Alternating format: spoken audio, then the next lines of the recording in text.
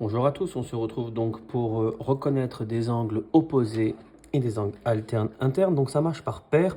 On a donc deux droites séquentes, je vais l'appeler la droite D1 et la droite D2. Elles définissent donc quatre angles. L'angle A ici, l'angle B là, l'angle C et ici l'angle D. Donc toutes droites séquentes vont toujours définir quatre angles. On va dire que A et B sont opposés par le sommet. Pourquoi?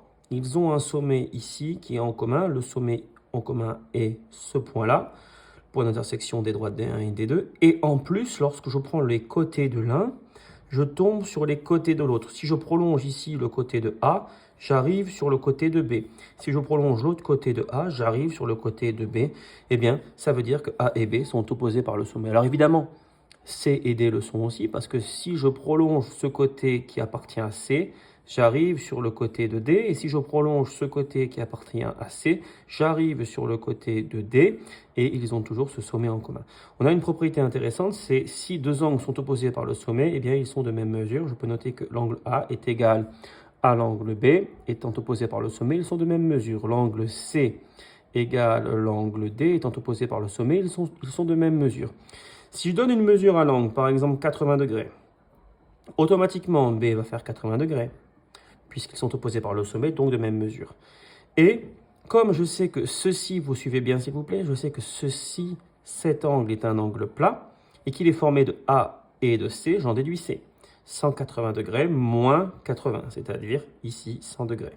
Étant donné que C et D sont opposés par le sommet, C est égal à D.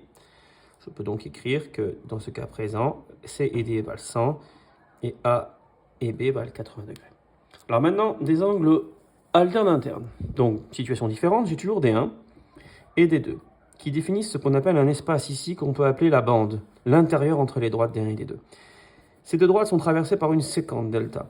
Je vais sélectionner un angle qui est à l'intérieur de la bande. C'est pour ça qu'on dit qu'il est interne. Il est à l'intérieur ici.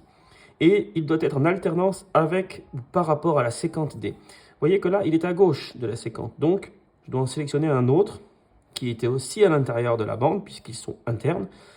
Et il doit être à droite, parce que j'en ai déjà un à gauche, donc l'autre est à droite. Alterne par rapport à la séquente, interne par rapport à la bande. Dernière chose, ils ne doivent pas se toucher. On pourrait très bien choisir celui-là, mais comme ils ne doivent pas se toucher, ils ne sont pas adjacents, eh bien, on n'a plus que ces deux possibilités. Donc ces deux-là sont alternes internes, et ces deux-là sont aussi alternes internes. Pourquoi? Je répète, à l'intérieur de la bande, définie par D1 et D2, l'intérieur ici, un à gauche de la séquente, l'autre à droite, et ils ne se touchent pas.